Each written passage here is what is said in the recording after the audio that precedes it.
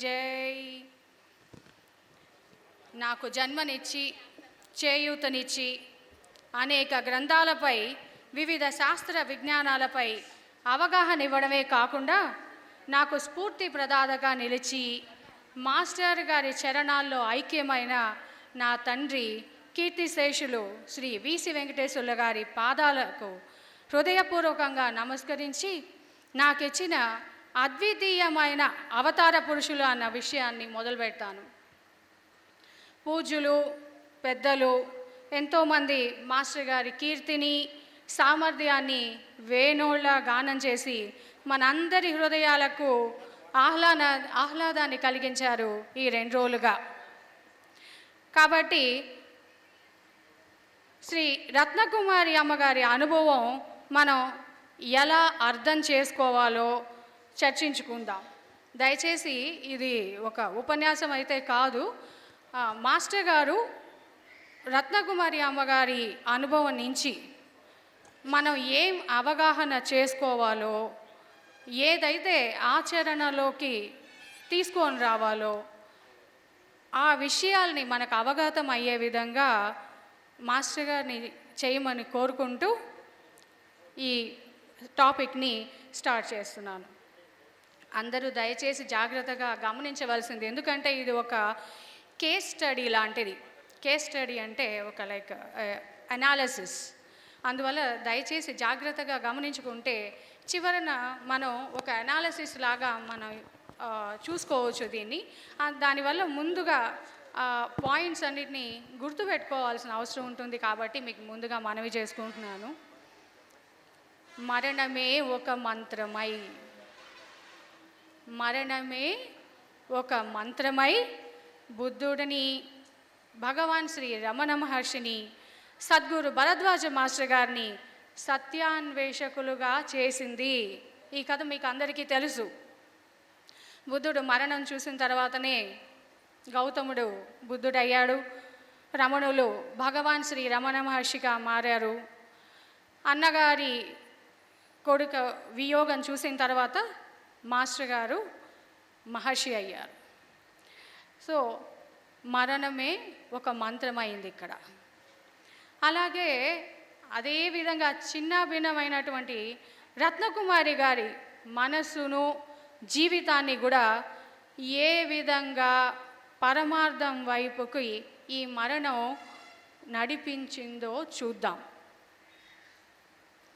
విజయవాడ నివాసి శ్రీమతి రత్నకుమారి గారి వైవాహిక జీవితం ఎంతో ఆహ్లాదంగా అందరూ కోరుకునే విధంగా అమరింది.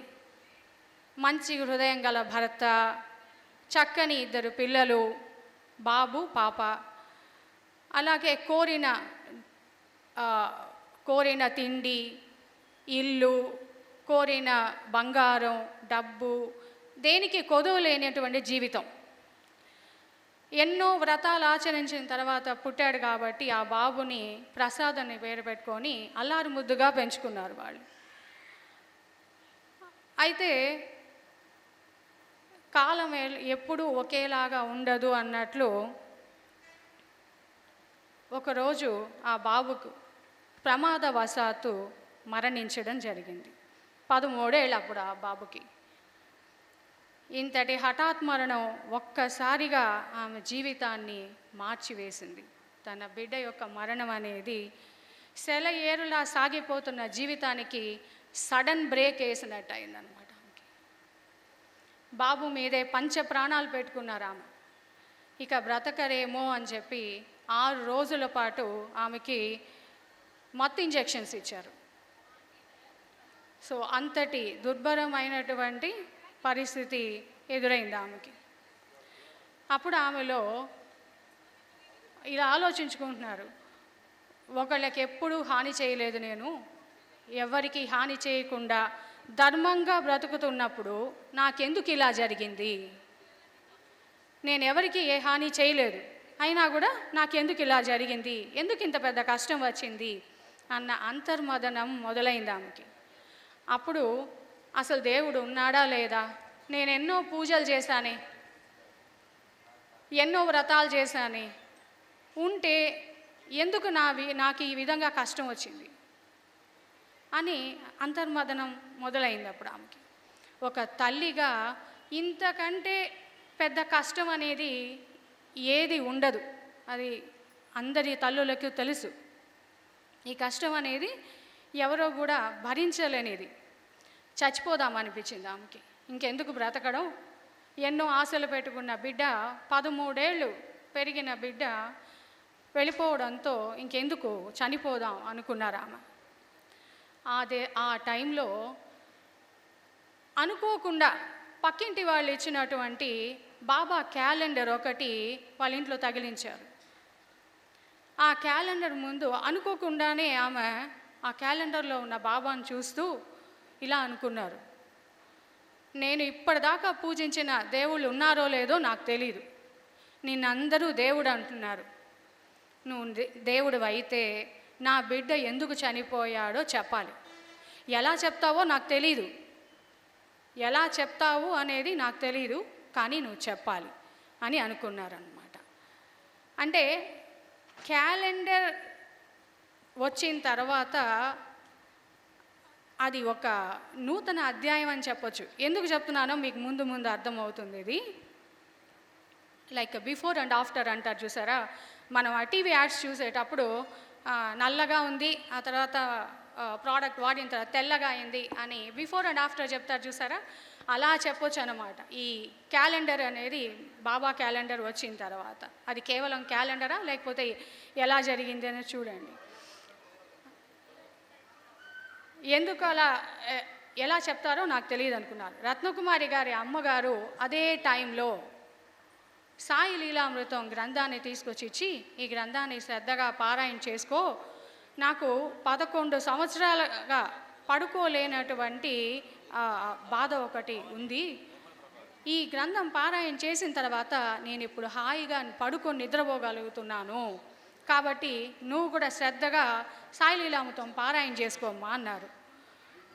ఆమె పారాయణ మొదలుపెట్టిన తర్వాత ఎవరో తెలియని ఒక వ్యక్తి ఇంటికి వచ్చి ఊది ఇచ్చి వెళ్ళారు.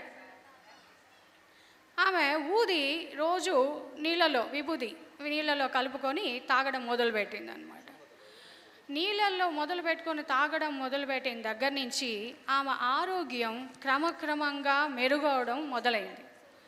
అప్పటి వరకు ఆమె శారీరకంగాను మానసికంగాను చిక్కిశల్యమైపోయి ఉన్నారు. తిండి లేక, నిద్ర లేక, ఆలోచనలు, ఇలా ఉన్న ఆమెకి ఆరోగ్యం పూర్తిగా క్షీణించుండింది. ఎప్పుడైతే విభూతి తీసుకున్నారో అప్పటి నుంచి ఆరోగ్యం మెరుగవడం మొదలుపెట్టింది ఆమెకి. ఇదే అంకురార్పణ. ఇక్కడ మనం ఒక విషయాన్ని కూడా గుర్తు చేసుకోవచ్చు. శరీరం కలు ధర్మ సాధనం అని చెప్తుంటారు కదా పెద్దలు. అంటే ఏ సాధనైనా చేయాలన్నా, ఏ పని చేయాలన్నా దానికి శరీరం ముఖ్యం, శరీరం ఉండడం ముఖ్యం. శరీరం ఉండడమే కాకుండా ఆరోగ్యంగా ఉండడం ముఖ్యం. అప్పుడే ఏ సాధనైనా చేయగలం. అలా మొట్టమొదటి అధ్యాయానికి అంకురార్పణ చేశారు బాబా. అంతేకాకుండా అప్పుడు ఆమె మనసులో ఒక ఆలోచన వచ్చింది. రామాయణ మహాభారతాల రచయితలందరినీ నేను చూడలేదు, వాళ్ళు ఇప్పుడు లేరు. ఎవరు వాళ్ళంతా? వాల్మీకి, వేదవ్యాసుడు, వీళ్ళని నేను చూడలేదు. కానీ ఈ గ్రంథాన్ని రచయించిన రచయిత ఇప్పుడు ఇంకా జీవించే ఉన్నారు, ఆయన చూస్తే బాగుంటుంది అన్న ఒక ఆలోచన వచ్చింది ఆమెకి. దుఃఖంలోంచి ఒక ఆలోచన. అప్పుడు అనుకోకుండా ఆమె చేతికి, అప్పుడప్పుడు మందిరానికి వెళ్ళేవారు, బాబా మందిరానికి. అక్కడ అనుకోకుండా ఒక బుక్ మీద మాస్టర్ గారి ఇంటి అడ్రస్ చూశారు. సరే, అక్కడున్న విజయవాడలో ఒకరి ఇంటికి వెళ్ళి అడిగితే, మాస్టర్ గారి గురించి విచారిస్తే, అప్పుడు వాళ్ళు ఏం చెప్పారంటే, మాస్టర్ గారు రేపే వస్తున్నారు విజయవాడకి అని చెప్పారు. చూడండి ఎలా ఉంటుందో. క్యాలెండర్గా రావడం, ఆ తర్వాత లీలామృతం ఇంటికి రావడం, ఆ తర్వాత ఊది ఇవ్వడం, ఆ తర్వాత మాస్టర్ గారి అడ్రస్ తెలియడం, ఆయన్ని చూడాలనిపించడం, ఆ తర్వాత మాస్టర్ గారు మరుసటి రోజే వస్తున్నారన్న విషయం తెలియడం. వెళ్ళారు అక్కడికి, మాస్టర్ గారు వచ్చారు, వెళ్ళారు వాళ్ళు ఇద్దరు వెళ్ళారు. ఒక మూల కూర్చున్నారు ఆవిడ.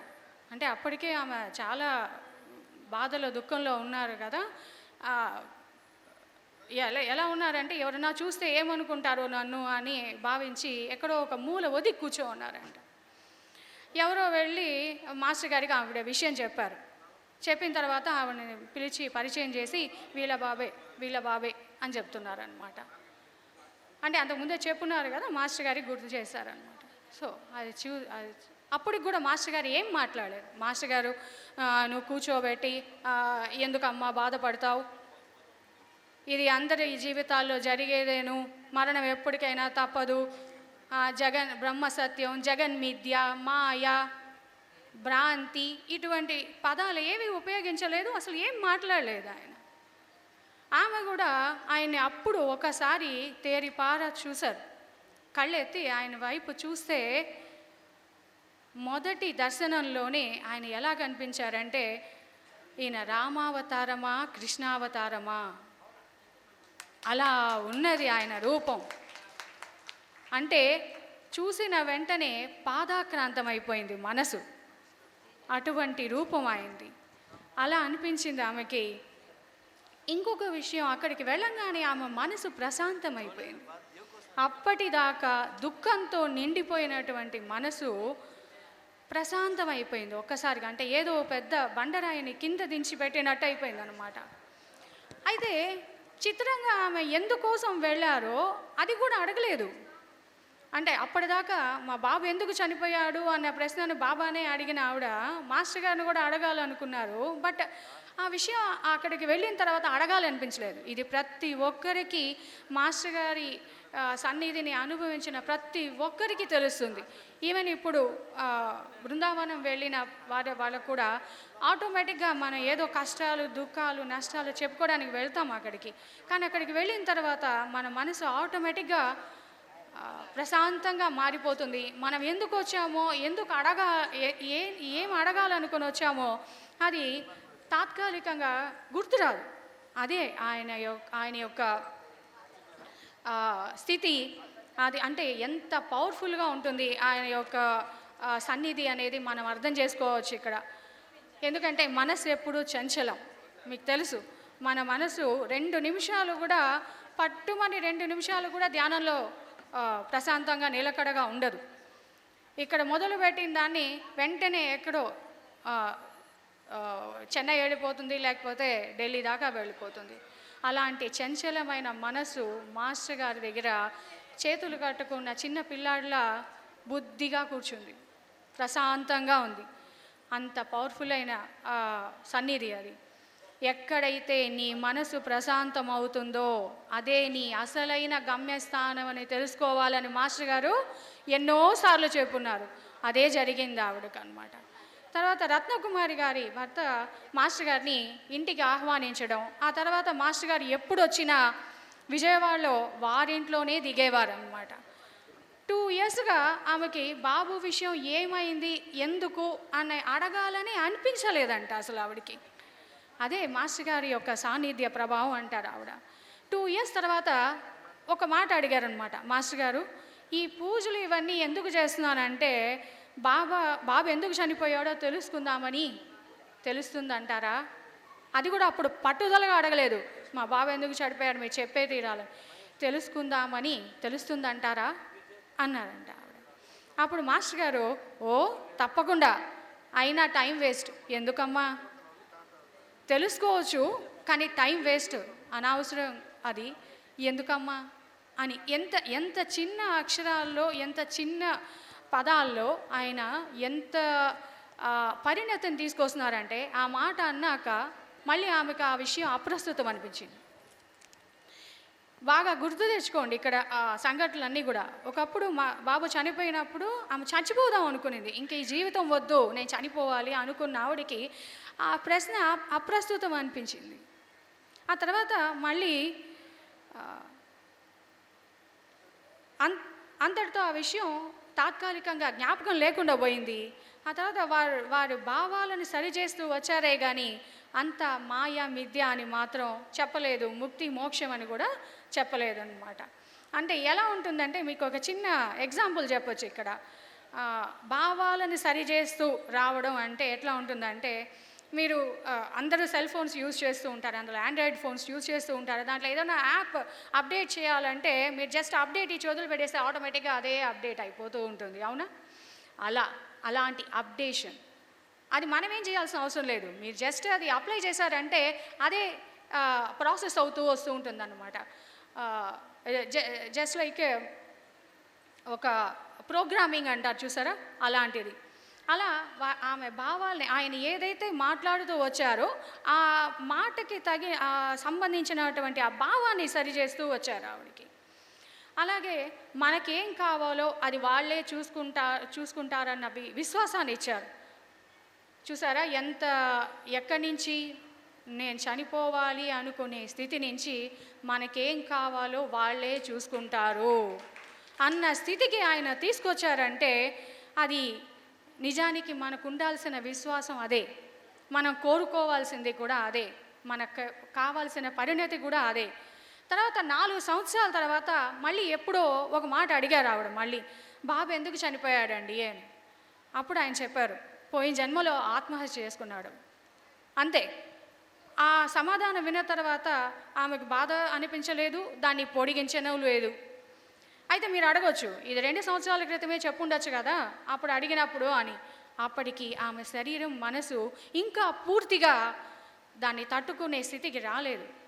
ఆ తర్వాత 4 సంవత్సరాల తర్వాత నెమ్మదిగా ఆమెను ట్యూనప్ చేసి ఆమెని ఏ విధమైన పరిణతి వస్తే బాగుంటుందో అది తీసుకొచ్చిన తర్వాత అప్పుడు ఆ విషయాన్ని ఒక్క ముక్కలో చెప్పేశారు. దాని గురించి కూర్చోబెట్టి ఏదో పెద్ద పెద్ద విషయాలని చెప్పలేదు, ఆయన చిన్న మాట చెప్పారు అంతే. ఆవిడ కూడా ఆ తర్వాత మళ్ళీ ఆ విషయం గురించి బాధపడలేదు.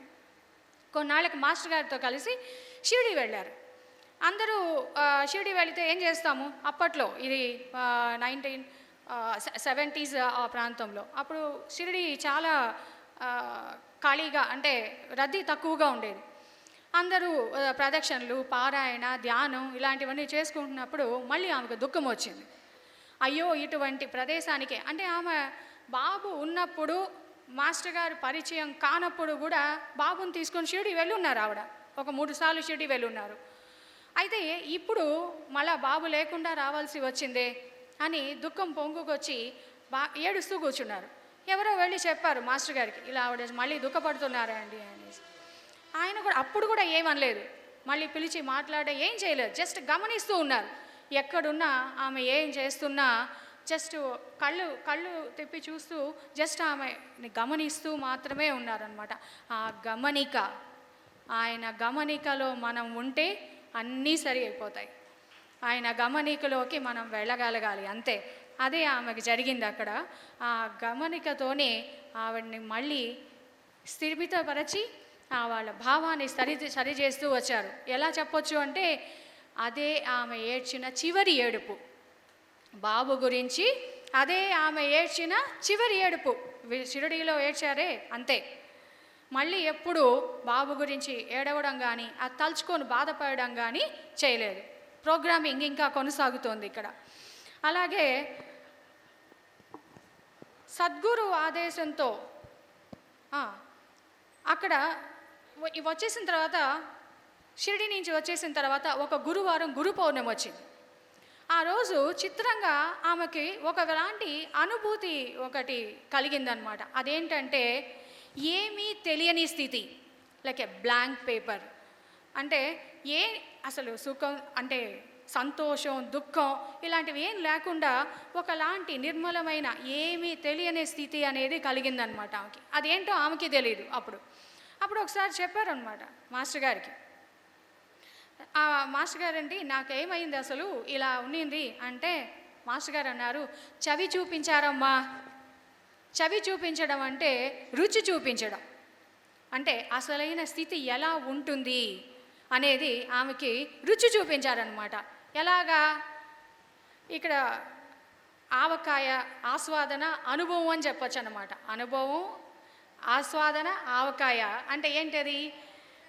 నేనున్నాను, నాకు ఆవకాయ గురించి తెలుసు, ఎందుకంటే నేను రుచి చూస్తున్నాను దాన్ని. ఎవరో ఫారినర్స్ వస్తారు, వాళ్ళకి అసలు ఆవకాయ గురించే తెలియదు. నేను వాళ్ళ ముందు ఏం చెప్తున్నాను, ఆవకాయ అనే పదార్థం ఉంటుంది, అది ఎర్రగా ఉంటుంది, చూస్తేనే నోరూరుతుంది, కారంగా పుల్లగా ఉంటుంది, నెయ్యి వేసుకొని వేడన్నంలో తింటే మహా రుచిగా ఉంటుంది అని ఎంత చెప్పినా వాళ్ళకి అర్థమవుతుందా? అదే కొంచెం ఆవకాయ అన్నం నెయ్యి వేసి పెట్టండి, రుచి చూస్తే ఎలా ఉంటుంది? అప్పుడు వస్తుంది వాళ్ళకి ఆ అనుభవం. సో అది ఆస్వాదనతో వచ్చేటువంటి అనుభవం అన్నమాట. అదే రుచి చూపించడం అంటే. ఆమెకు కూడా ఆ స్థితి ఎలా ఉంటుంది, మనకు కావాల్సింది ఏంటి, దుఃఖపడకుండా దేనికోసం ప్రయత్నించాలని ఆమెకి రుచి చూపించారు ఆయన. అలా ఇక్కడ ఇంకో విషయం కూడా గమనించాలి మనం. సద్గురు ఆదేశంతో చేసే పూజ, తీర్థయాత్ర ఉత్తమ ఫలితాన్ని ఇస్తాయి అని చెప్పేదానికి ఇదే ఒక గొప్ప నిదర్శనం. అంటే ఇంతకుముందు ఆమె పూజ చేసింది. బాబు ఉన్నప్పుడు, మాస్టర్ గారి పరిచయం లేనప్పుడు కూడా పూజలు వ్రతాలు చేసుకోవడం, చుట్టుపక్కల వాళ్ళందరినీ పిలవడం, భోజనాలు పెట్టడం, ఫొటోస్ తీసుకోవడం, వీడియోస్ తీసుకోవడం, సరదాగా కాలం గడపడం, ఇవన్నీ చేశారు. అప్పుడు చేసిన పూజకి ఇప్పుడు చేసిన పూజకి ఎంత వ్యత్యాసం ఉందో గమనిస్తున్నారా? అప్పుడు చేసిన పూజకి ఏం అనిపించలేదు, అసలు అవన్నీ ఏం తెలియలేదు, సరదాగా చేశారు ఆవిడ.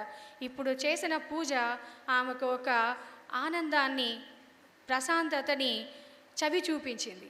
అది సద్గురు ఆదేశంతో చేసే పూజలు అలా ఉంటాయి అని చెప్పొచ్చు ఇక్కడ. అలాగే వాళ్ళకి ఇంకో పాప ఉందని చెప్పాను కదా మొదట్లో. ఆ పాపకి ఎవరో చెప్పారనమాట, మీ పాపకు గండం ఉంది అని. మళ్ళీ మాస్టర్ గారి దగ్గరికి వెళ్ళారు. ఆల్రెడీ ఒక దాంట్లోంచి బయటపడడానికే, బాబు మరణించి బయటపడడానికే ఇంత సమయం పట్టింది, ఏంటండి మాస్టర్ గారు ఇలా అంటున్నారు అంటే, ఆయన ఏం చెప్పలేదు, జస్ట్ పారాయణ చేయండి అమ్మా సరిపోతుంది. చూసారా, ఎంత పెద్ద సమస్యనైనా పారాయణ చెయ్యండి సరిపోతుంది అని అన్నారంటే ఆ పారాయణ యొక్క మహాత్యం ఎటువంటిది, ఆ గొప్పదనం ఎటువంటిది అనేది మనకి ఇప్పటికే అర్థమై ఉంటుందన్నమాట. అలాగే ఆమె ప్రదక్షిణలు కూడా చేసేవారు అనమాట. నా ప్రదక్షిణలు బాబాకి చేరుతాయా అండి అంటే, ఓ తప్పకుండా అమ్మా, ఎవరిస్తారు గ్యారంటీ, మీరు నేను ఇవ్వగలమా, మాస్టర్ గారు ఇచ్చారు. నా ప్రదక్షిణలు చేరుతాయా అండి బాబాకి అంటే, ఓ తప్పకుండా చేరుతాయమ్మా అనేవారు అనమాట. అలాగే మాస్టర్ గారు, మీరు ఎందుకు ఇంత రిస్క్ పడుతున్నారు, మీకోసమైతే ఓ గదిలో ధ్యానం చేసుకుంటే సరిపోతుంది కదా, ఎందుకు ఈ సత్సంగాలు, పారాయణలు, ఊరూరు తిరగడం, వాళ్ళని వీళ్ళని కూర్చోబెట్టి చెప్పడం, ఇవన్నీ ఎందుకు, మీకోసమైతే మీరు ఒక గదిలో కూర్చొని మీ సాధన మీరు చేసుకుంటే సరిపోతుంది కదా అని అడిగితే ఆవిడ, ఇదే అసలైన పద్ధతి అంటే ఏమని అర్థం, మనం ఒక్కరమే ఒంటరిగా ముక్కు మూసుకొని ఏదో ఒక గదిలో కూర్చొని చేసుకునేది మాత్రమే సాధన కాదు. జీవితం అంటే సత్సంగం, జీవితం అంటే సత్సాంగత్యం, జీవితం అంటే పారాయణ, నలుగురికి పంచడం అని చెప్పి ఇదే సరైన పద్ధతమ్మా అని చెప్పారు ఆయన. అలా ఎన్నో ప్రశ్నలు బాబా గురించి కానీ ఇంకే విషయాల గురించి అయినా కానీ అడిగినా దానికి సమయం కావాలి, సందర్భం కావాలి అని అనుకునేవారు కాదు ఆయన. ఎప్పుడు పడితే అప్పుడు, ఆయన పడుకున్నప్పుడు కానీ, నిల్చున్నప్పుడు కానీ, ప్రయాణం చేస్తున్నప్పుడు కానీ, రాస్తున్నప్పుడు కానీ, ఎటువంటి టైంలో ఎంత చిన్న పిల్లలు వెళ్ళి అడిగినా దానికి ఓపిగ్గా కూర్చొని సమాధానం చెప్పేవారు అనమాట. చిన్న పాప, 3 ఏళ్ల పాప కూడా వెళ్ళి, మాస్టర్ అందరూ అడుగుతున్నారు క్వశ్చన్స్, నేను అడుగుతానని, మాస్టర్ గారండి మీరేం చదువుకున్నారండి అంటే, నేను ఎంఏ చదువుకున్నానమ్మా అన్నారంట ఆయన. చూడండి ఎంత కరుణామయుడో, ఎంత ప్రేమమయుడో ఆయన. చిన్న పాపకి కూడా ఆయన సమాధానం నవ్వుతూ అంత శ్రద్ధగా చెప్పేవారనమాట. ఆ సమాధానాలు ఎదుటి వారికి తృప్తికరంగా కూడా ఉండేది. ఏదో చెప్పానులే, నేనేదో అడిగాను, వాళ్ళేదో చెప్పారు అని కాకుండా ఆ చెప్పిన సమాధానంతో మరి ఆ ప్రశ్న ఇంకా జీవితంలో ఉత్పన్నమయ్యేది కాదు. అలా చెప్పేవారు. ఆ సమాధానం హృదయంలోకి దిగిపోతుంది, ఆ గుండె లోతుల్లోకి దిగిపోయిన తర్వాత మళ్ళీ ఇంకా దాని మీద సందేహం అనేది ఉండేది కాదనమాట. అలాగే బయాజబాయ్ గురించి కూడా ఎవరు అడిగారనమాట, బయాజబాయ్ ఇంత సేవ చేసుకున్నారు కదా బాబాకి, మళ్ళీ ఆమెకి జన్మ ఉంటుందా అని అడిగారనమాట. అది చేసే భావాన్ని బట్టి ఉంటుందమ్మా, అంటే సేవ చేసే భావాన్ని బట్టి ఉంటుంది అంటారనమాట. ఈ విషయం చాలా లోతుగా చాలాసార్లు చంద్రబాబు అన్న కూడా చెప్పున్నారు. అందుకే నేను ఇక్కడ సమయాభావం వల్ల వివరించలేకపోతున్నాను. రాధాకృష్ణమాయి గారి గురించి కూడా చనిపోయిన తర్వాత 3 రోజులు ఆ శవాన్ని ఎవరు చూడరు, కుళ్ళి వాసన కొడుతుందన్నమాట.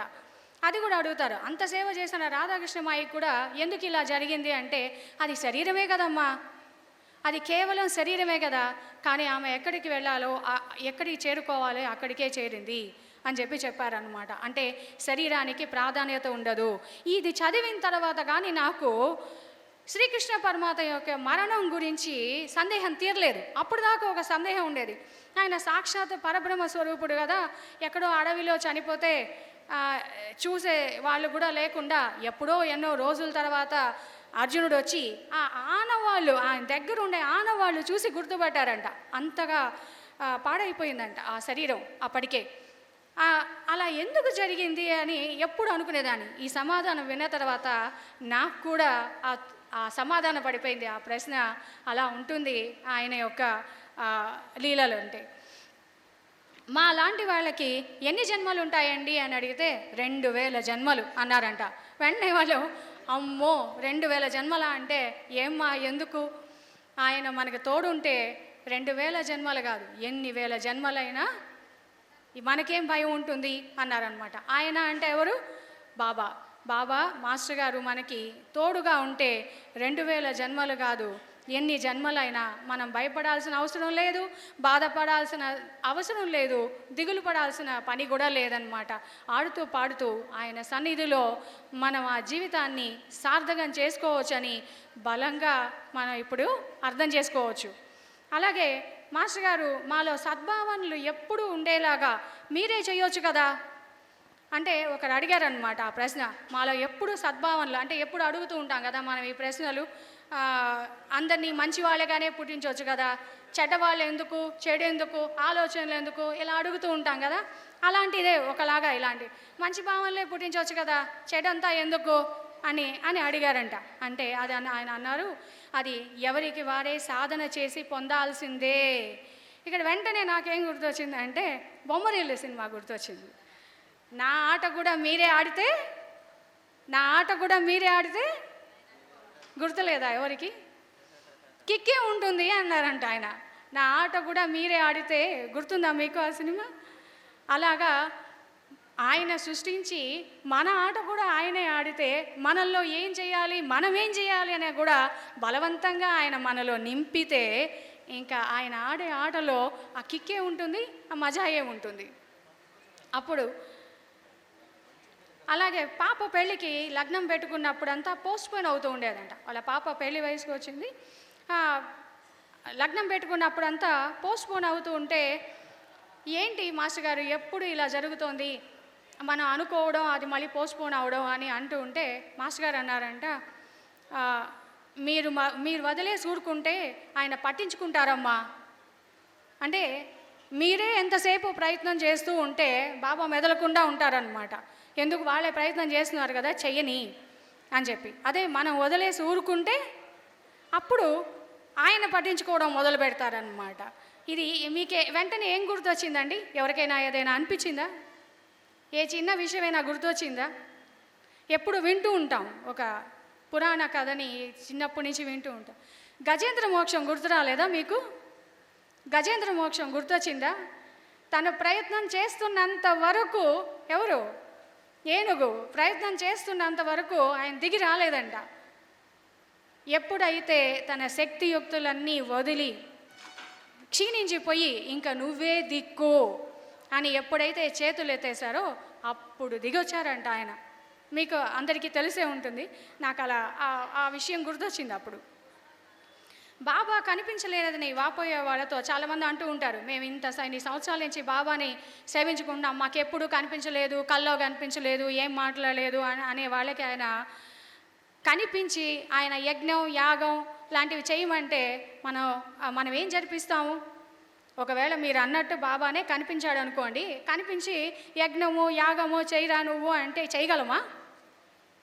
అలాంటప్పుడు అడగడం ఎందుకు? చేయలేము. ఇప్పుడు నేను అంటున్నాను, యజ్ఞం యాగం దాకా వెళ్ళాల్సిన అవసరం లేదు, సినిమాలు మానేయి అన్నారనుకోండి, చేస్తామా మనం? ఎందుకు కనిపించాడు అబ్బా బాబా అనుకుంటాం. సినిమాలు సీరియల్స్ మానేయండి అని అన్నారనుకోండి, ఆయన కనిపించకుండా ఉంటేనే బాగుండేదేమో అనుకుంటాం కదా.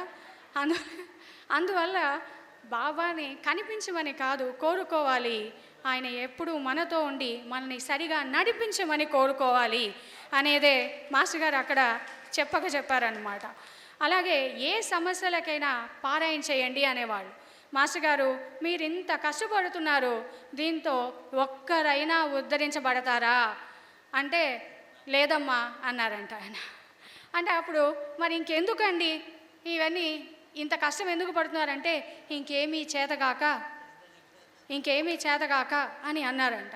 ఆ విషయం వినగానే ఆమెకు బాధ వేసింది. మనకేమనిపిస్తుందంటే ఇక్కడ తన కోసం తప్పించేవాడు మనిషి, ఇతరుల కోసం తప్పించేవాడు, ఎస్ యు ఆర్ రైట్, మన కోసం తప్పించేవాడు మనిషి, ఇతరుల కోసం తప్పించేవాడు మహర్షి. సో ఆ డైలాగ్ గుర్తొచ్చింది నాకు. అదే ఆయన మహర్షి, భరద్వాజ మహర్షి. అందుకే ఆయన మహర్షి అయ్యారు. అయ్యో ఇన్ని సంవత్సరాల జీవితం పాడైపోయిందే, చిన్నప్పటి నుంచే పారాయణ చేసుంటే మహాత్ములు తారసపడి ఉండేవారు కదా అని బాధపడితే ఆవిడ, ఏమ్మా బాబా గురించి 10 మందికి చెప్పండి, అలా చెప్పినట్లయితే చిన్నప్పుడే ఒక మహాత్ముడు తారసిల్లి ఉద్ధరింపబడతారు అని అన్నారంట. అంటే మనకి ఆవిడ అనుకున్నారంట, ఇంత వయసు వచ్చిన తర్వాత బాబా పరిచయం అయ్యారే, చిన్నప్పటి నుంచే ఉంటే మనం ఇంకా బాగా సాధన చేసుకొని ఇంకా కొంత ముందుగా ఎన్నో విషయాలను తెలుసుకొని ఉండొచ్చు కదా అనుకుంటే ఇప్పటికీ మించిపోయింది లేదు. ఇప్పటి నుంచైనా బాబా గురించి 10 మందికి చెప్పండి, ప్రచారం చెయ్యండి, 10 మందిని ఆ మార్గంలోకి తీసుకొని రండి. ఇలా చేస్తే తప్పకుండా మీకు చిన్నప్పుడే ఒక మహాత్ముడు తారసపడి మనల్ని ఉద్ధరిస్తారు అని చెప్పారు. ఇది ఆయన ఇచ్చిన వాక్కు, ఆయన ఇచ్చిన మాట. ఎందుకంటే ఇప్పటిదాకా 2 రోజుల నుంచి మనం ఆల్రెడీ వింటూనే ఉన్నాం, ఆయన రామో విగ్రహవాన్ ధర్మ అని ఆయన చెప్తే జరగంది లేదు అని ఇప్పటికీ వింటూనే ఉన్నాం కదా. కాబట్టి ఆయన చెప్పారంటే అది ఖచ్చితంగా జరిగే తీరుతుంది, 100% కూడా. అలాగే ఇప్పుడు ఇది జస్ట్ ఆమెకు జరిగిన విషయాలన్నింటినీ మనం ఆలోచించుకున్నాం కదా. ఇప్పుడు ఒక సింహావలోకనం చేసుకుందాం. సింహం అంటే సింహం పులి అని కాదు, ఒక ఎనాలిసిస్ చూద్దాం. ఇప్పుడు మనం ఏమి ఆచరణలోకి తెచ్చుకోవాలని మాస్టర్ గారు అనుకుంటున్నారు, దీంట్లో నుంచి మనం ఏం ప్రయత్నం చేస్తే బాగుంటుంది ఆయన యొక్క అనుగ్రహాన్ని పొందడానికి కోసం అనేది ఒక చిన్న ఎనాలిసిస్ లాగా చూద్దాము. మాస్టర్గా బాబా క్యాలెండర్ రావడంతో నేను ఇంతకుముందు చెప్పిన విధంగా బిఫోర్ అండ్ ఆఫ్టర్ అని చెప్పవచ్చు. ఇంతకుముందు ఆవిడ జీవితం ఎలా ఉంది, బాబా క్యాలెండర్ ఇంటికి వచ్చిన తర్వాత ఎలా ఉంది అని చెప్పి చూస్తే, క్యాలెండర్ రావడంతో సాయి లీలామృతం వచ్చింది, ఊది ఇచ్చి ఆమె ఆరోగ్యాన్ని మెరుగుపరచడం మొదలుపెట్టారు. అంతకుముందు బిఫోర్ క్యాలెండర్ అనారోగ్యంతో, విరక్తితో, దుఃఖంతో ఉండేవారు ఆవిడ. అదే క్యాలెండర్ వచ్చిన తర్వాత ఆవిడ ఎలా ఉన్నారు, ఆరోగ్యం బాగుపడింది, మానసికంగా శారీరకంగా కూడానమాట. అలాగే మనసు ప్రశాంతమైంది, నిర్మలంగా ఉండడం మొదలుపెట్టింది క్యాలెండర్ వచ్చిన తర్వాత. ఇక్కడ మాయ, మిథ్య, ముక్తి, మోక్షం అనేటువంటి పదాలు ఏవి వాడకుండానే ఆమెను ఆ స్థితికి తీసుకొని రావడం జరిగింది. అలాగే మనకేం కావాలో వాళ్ళే చూసుకుంటారన్న విశ్వాసం. ఇక్కడ ఇంకో విషయం కూడా జరిగింది. బాబానే షిరిడీకి వెళ్ళొచ్చిన తర్వాత నీ గురువు మాస్టర్ గారు అని చెప్పి చెప్తారనమాట. అంటే ఒక గురువుని ప్రసాదించారు, క్యాలెండర్ ఇచ్చారు, సాయి లీలామృతం ఇచ్చారు, ఊది ఇచ్చారు, ఆరోగ్యాన్ని ఇచ్చారు, గురువుని ఇచ్చారు, మనశ్శాంతిని ఇచ్చారు. చూడండి ఎలా వస్తుందో, స్టెప్ బై స్టెప్ ఎలా ఆయన ఉద్ధరిస్తూ ఉన్నారు, సంస్కరింపబడుతూ ఉన్నాం మనము అనేది ఇక్కడ చూస్తే తెలుస్తుంది. అలాగే ఏడవడం ఆపేశారు. అలాగే లివ్ ఇన్ ద ప్రజెంట్ అనేది నేర్చుకున్నారు ఆమె. ఇంతకుముందు అయితే ఎప్పుడు ఒకే ప్రశ్న, ఎందుకు ఇలా జరిగింది, ఎందుకు చనిపోయారు అన్న ప్రశ్న నుంచి విడివడి, ఎప్పుడు బిఫోర్ క్యాలెండర్ ఎందుకు ఇలా జరిగింది నిరంతరం అదే ప్రశ్న. ఇప్పుడు ఏడవడం ఆపేసి లివ్ ఇన్ ద ప్రజెంట్ అనేది ఆవిడ అలవాటు చేసుకున్నారు. అలాగే ఇంతకుముందు సరదాగా పూజ చేసేవారు, పూజలు వ్రతాలు ఇంతకుముందు చేసేవారు. నలుగురిని పిలిచి భోజనం పెట్టడం, ఫొటోస్ తీసుకోవడం, వీడియోస్ తీసుకోవడం, ఇది సరదాగా. ఇప్పుడు ఆవిడేమన్నారో తెలుసా? పూజగా కాక సేవగా చేస్తూ వచ్చాను. పూజ చూసారా? పూజ కాస్త సేవగా మారింది. అలాగా ఆవిడలో ఆ మార్పును కూడా తీసుకొచ్చారు. అలాగే వాస్తు, గండము ఇటువంటి వాటిల నుంచి ఆమెను దూరం చేసి అటువంటి విషయాల మీద పెద్దగా దృష్టి పెట్టాల్సిన అవసరం లేదని, బాబాను ఆశ్రయించుకున్న తర్వాత వీటికి పెద్దగా విలువ లేదని, అన్నీ ఆయన చూసుకుంటారన్న నమ్మకాన్ని ఇచ్చారు. అదే పారాయణ యొక్క మహత్యం అన్నమాట. అలాగే ప్రతి జన్మలోనూ తోడుంటాను అన్నారు. ప్రతి జన్మలోనూ తోడుంటాను నీకు నేను అని చెప్పారు. అలాగే జన్మ పరంపరల యొక్క భయాన్ని పోగొట్టారు. జన్మ పరంపరల నుంచి ఇంకా 2000 జన్మల, అమ్మో అంటే 2000 జన్మలేంటి, ఎన్ని జన్మలైనా ఆయన తోడుంటే ఉండవచ్చు అన్న భయాన్ని, ఆత్మవిశ్వాసాన్ని కలిగించి భయాన్ని పోగొట్టడం వల్ల ఇప్పుడు ఆమెకి ఆ జన్మ పరంపరల గురించిన ఆలోచన, భయం లేనేలేదు. అలా అన్నీ ఆయనపై వదిలేసి ఊరుకోవడం అని, అంటే ఆయనకి సర్వస్వ శరణాగతి అనేది అలవాటు పడింది. ఆదుర్దా పడడం, దాని గురించి ఆందోళన పడడం అనేది కూడా మానేశారు. అంటే ఇక్కడ మనం కూడా ఇప్పుడు ఏం చేయాలి? రత్నకుమారి గారిలాగా ఆవిడ జీవితం ఎలా అయితే మారుతూ ఉద్ధరింపబడుతూ వచ్చిందో మనం కూడా ఇలాగే మనల్ని సంస్కరించుకుంటూ రావాలి. ఎవరు ఏం చెప్పాము, మనం సొంతంగా ఏం చెప్పాము, దాంట్లో లేని విధంగా ఏం చెప్పాము, కొత్తగా ఏం చెప్పాము, ఇది కాదు చెప్పడానికి. ఇక్కడ ఎటువంటి ప్రమేయం, దాని యొక్క ఇంపార్టెన్స్ అనేది లేనే లేదు. మనం ఏం నేర్చుకున్నాం, మనం ఏం చెయ్యాలి, దీనిలో ఎంత చెయ్యగలుగుతున్నాం, చిన్న చిన్న విషయాలైనా దీనిలో ఏం చెయ్యగలుగుతున్నాం, ఏం నేర్చుకోగలుగుతున్నాం, కనీసం ఆ ఆలోచన మనకు వస్తుందా? ముందు మనకి ఇలాంటి ఆలోచనని, సద్భావనని, అకుంఠితమైన విశ్వాసాన్ని, నమ్మకాన్ని, ఆయనపై అపరిమితమైనటువంటి ప్రేమ, ఆశీస్సులని ఇవ్వాలని మనసారా మనం అందరికీ కోరుకుంటున్నాను. మరి ఇవన్నీ జరగాలంటే ఇక్కడ ఒక పాయింట్ చెప్పొచ్చు అనమాట. అదేంటంటే మన మనసు ఆయన మీద నిలవాలి. అందుకే మన మనసు ఆయన మీద నిలవాలి అంటే ఆయన ఎలా ఉన్నారు, ఎలా వచ్చారు మన కోసం. మాస్టర్ గారు రూపం అంట చూసిన కొద్దీ చూడాలనిపించేదంట, కన్నార్పకుండా. అలాగే బాబా విషయంలో చెప్తారు కదా, ఎందుకు అలా పిచ్చివాళ్ళు ఆ కన్ను ఆర్పకుండా చూస్తామని. మాస్టర్ గారిని చూస్తే అలాగే ఉంటుంది. ఆ ప్రెసెన్స్లో ఇంకా ఆయన కన్ను ఆర్పితే ఆ సెకండ్ కూడా మనం ఎక్కడ మిస్ అవుతామన్న చూసేంతటువంటి రూపం, అపార ప్రేమ స్వరూపం ఆయన. అలాగే అందమైనటువంటి ముఖవర్చస్సు, విశాలమైనటువంటి నుదురు. ఒకే మాటలో చెప్పాలంటే పుంస మోహన రూపాయ. ఇది ఎవరికి చెప్తారంటే శ్రీరామచంద్రుడికి చెప్తారనమాట. పురుషులు కూడా మోహించేటువంటి రూపం అనేవారనమాట. ఇలా చెప్తున్నప్పుడు మా నాన్నగారు గుర్తొస్తున్నారు. ఆయన మాస్టర్ గారి దగ్గర ఎప్పుడు చెప్పేవారనమాట, నాకు మిమ్మల్ని చూస్తున్నప్పుడు గట్టిగా ఆలింగనం చేసుకొని కౌగిలించుకోవాలని ఉంటుంది మాస్టర్ గారు అని అనేవారు ఆయన. అంటే ప్రతి ఒక్కరూ అదే చెప్తారనమాట. అలాంటి రూపం, అలాంటి గుణగణాలు, అలాంటి ఆదర్శవంతమైన ఆ మహా మనిషి మన ఎదురుగా ఉన్నప్పుడు కాన్సన్ట్రేషన్ లేకుండా ఎక్కడికి పోతుంది, రాకుండా ఎక్కడ పోతుంది. ఇప్పుడు మన పూర్తి కాన్సన్ట్రేషన్ని ఆయన మీద ఉంచి నమ్మకం, విశ్వాసంతో ఎలా ఉండాలి, జీవితంలో మనం ఏం సాధించుకోవాలి, ఏ విధమైన సాధించడం అంటే పెద్ద పెద్ద విషయాలు ఏం కాదు. ఇక్కడ మళ్ళీ ముక్తి, మోక్షం లాంటివి కాదు, చిన్న విషయాలు, చాలా చిన్న విషయాలు.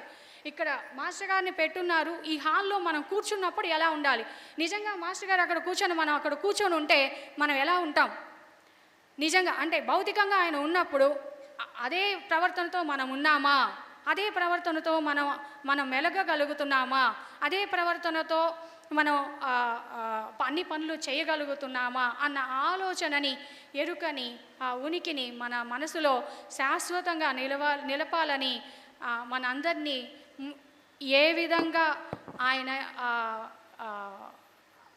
ఏ విధంగా అయితే మనల్ని చూడాలనుకున్నారో ఆ విధంగా మనల్ని నడిపించాలని కోరుకుంటూ మీ అందరి దగ్గర సెలవు తీసుకుంటున్నాను. అభివందనం. వికసిత పరిమళ చందనం శ్రీదత్త సాయి అంశాంకురమో భరద్వాజునికి వందనం శ్రీదత్త సాయి అంశాంకురమో భరద్వాజునికి వందనం వందనం అభివందనం చల్లని వెన్నెల చందనం వందనం అభివందనం వికసిత పరిమళ చందనం